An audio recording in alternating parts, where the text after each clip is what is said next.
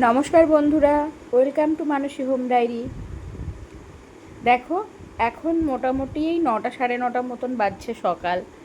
চারিদিক দেখো কেমন অন্ধকার আর কালো মেঘে আকাশ ঘনিয়ে এসেছে।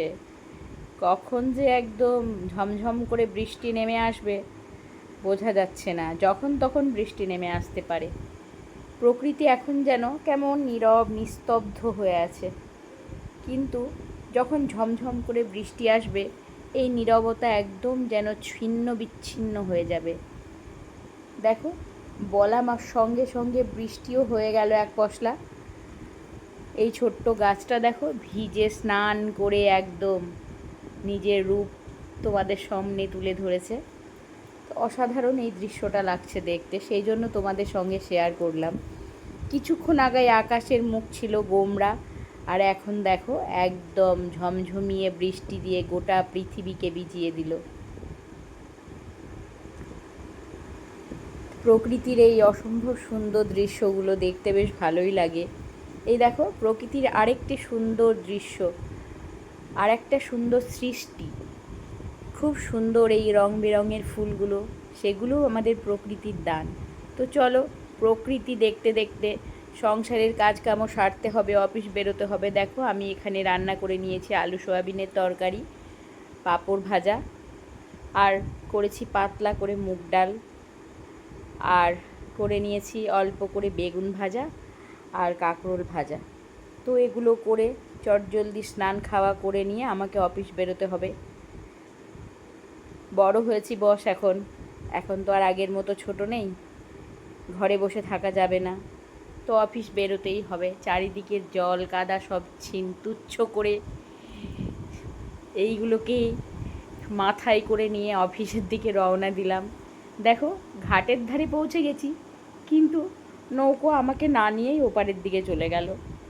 আমি মনে হয় একটু দেরি করে ফেলেছি, হাতে সময় বড্ড কম, কিন্তু কি করব, আমাকে এখন অপেক্ষা করতে হবে। এই নৌকো ছাড়া তো আর এখন ওপারে যাওয়ার কোনো ব্যবস্থা নেই। তো 15 মিনিট 20 মিনিট মতন এখন আমাকে এখানেই অপেক্ষা করতে হবে। যেদিকে তাকাচ্ছি দেখো শুধু জল আর জল আর জল।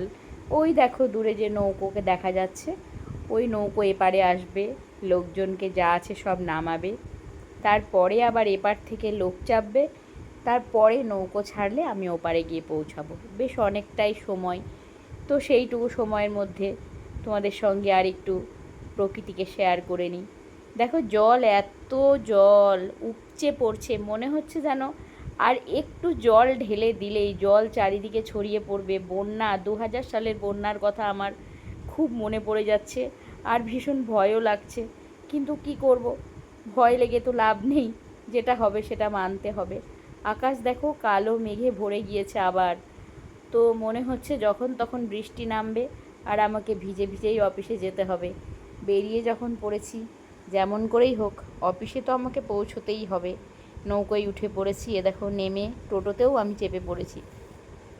চারিদিকে দেখো কেমন জমা নোংরা জল আর কাদা, মানে দেখলেও বাড়ি থেকে আর বেরোতে ইচ্ছে করে না, কিন্তু কি করব, উপায় নেই।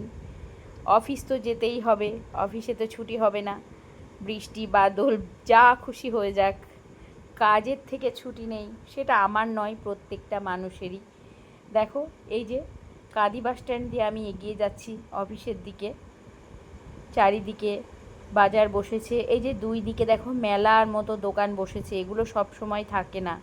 যেহেতু শ্রাবণ মাস চলছে, তো সেই জন্য গঙ্গায় স্নান করে মানুষ এইগুলো কেনে, দিয়ে শিব বাবার মাথায় জল ঢালার উদ্দেশ্যে গন্তব্যস্থলে রওনা দেয়।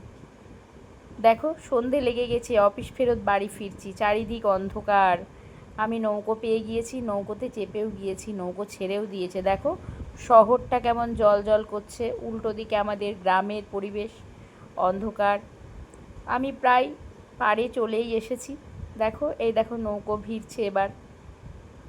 তো নৌকো ভিড়ে গেলেই আমি নামবো।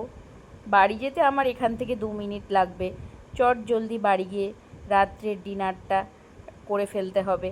তো বাড়ি এসে একটুও রেস্ট না নিয়ে যে রাত্রের খাবার করে ফেলেছি, পরোটা তরকারি আর মিষ্টি।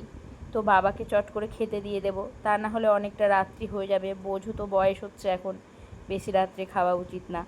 তো বাবাকে খেতে দিয়ে তারপরে আমি রেস্ট করব।